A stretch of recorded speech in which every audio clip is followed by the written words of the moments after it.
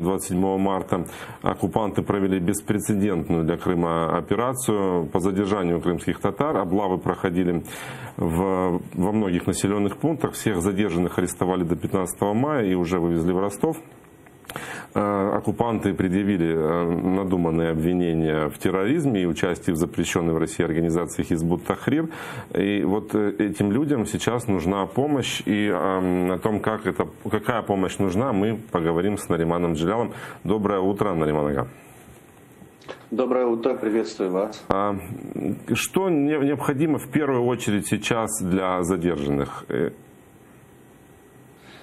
Вы знаете, я напомню, что буквально не так давно мы собирали аналогичную помощь и для военнопленных украинских моряков. И вот случай абсолютно, наверное, похожий в том плане, что ребят задержали и долго не продержав в Симферополе, чтобы родные, близкие, друзья смогли передать в следственный изолятор все необходимое. Вывезли их в Ростов. Нужно понимать, что люди имеют при себе ровно то, в чем они были задержаны, из одежды. А в то же время любому человеку необходимо свежее белье, какие-то предметы быта, соответственно, еда, так как питание в подобных учреждениях крайне неудовлетворительно, о чем часто говорят адвокаты, правозащитники и так далее.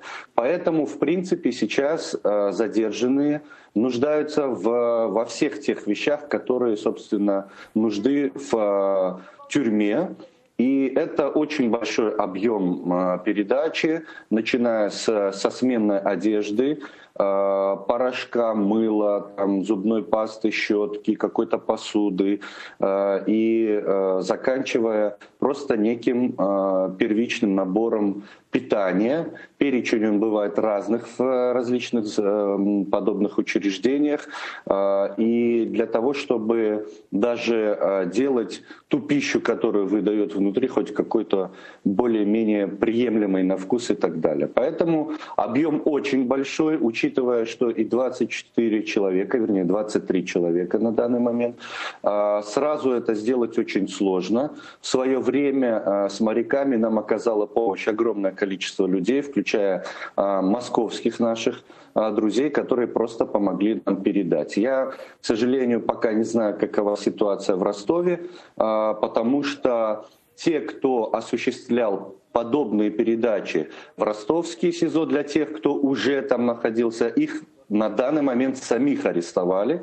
Например, это Ремзи Бекиров или Осман Ариф Меметов и другие ребята. Поэтому фактически опыт имеется, но все-таки всегда есть какие-то технические процедурные вопросы, которые новой волне активистов, взявших на себя ответственность по обеспечению вот такой помощи, им придется изучать.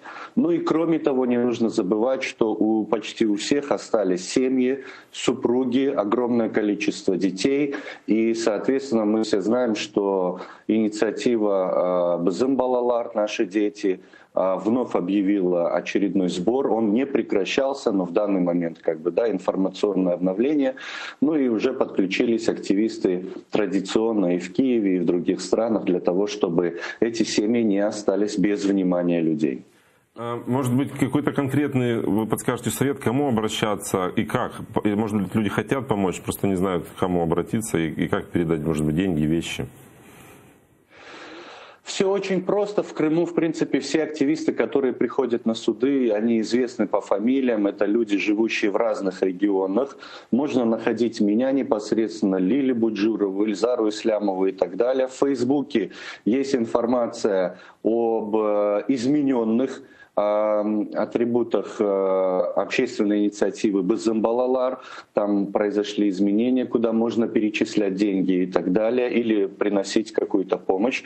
В Киеве традиционно сбором денег занялся ваш коллега и мой хороший друг Шевкет Наматулаев. То есть найти легко. Это представители журналистской общественности, тот же Усман Пашаев. То есть любой знакомый человек, волонтер, который занимается подобными сборами, он знает про других другие инициативы, и поэтому подскажет, как это правильно сделать. Ну, в Киеве есть офис Меджлиса крымско-татарского народа, можно туда обратиться и спросить, как и в какой способ можно оказать помощь и так далее. Я думаю, главное, чтобы было желание это сделать, а там легко найти, через кого можно осуществить выполнение.